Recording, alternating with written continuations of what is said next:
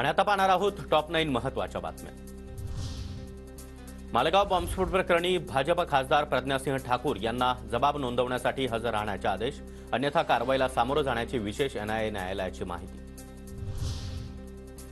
नागपूरमध्ये 4 मार्चला भारतीय जनता युवा मोर्चाचं राष्ट्रीय अधिवेशन, भाजपचे अध्यक्ष जे.पी. नड्डा यांच्या उपस्थितीमध्ये अधिवेशन होणार। देवेंद्र फडणवीस, चंद्रशेखर बावनकुळे देखील मार्गदर्शन करणार। यवतमाळमध्ये ठाकरे गटाकडून नवीन नियुक्त्या जाहीर, प्रवीण शिंदे यांची जिल्हा प्रमुख आणि लोकसभा प्रमुखपदी नियुक्ती, लोकसभा संघटक म्हणून कॅप्टन प्रशांत सुर्वे यांची निवड। भाजपकडून चंद्रपूरमध्ये ओबीसी उमेदवाराची देखील चाचपणी, मुनगंटीवार यांच्यासह ओबीसी उमेदवाराच्या देखील पर्यायाचा शोध सुरू, ओबीसी मोर्चाचे उपाध्यक्ष अशोक जीवतोडे यांची माहिती।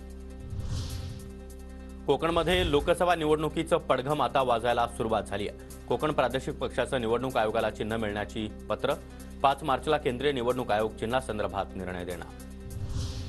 सोलापूरच्या टेंभुर्णीमध्ये भाजपचा लोकसभा संवाद मेळावा संपन्न, माढा लोकसभा मतदारसंघामध्ये भाजपनं रणशिंग फुंकलं।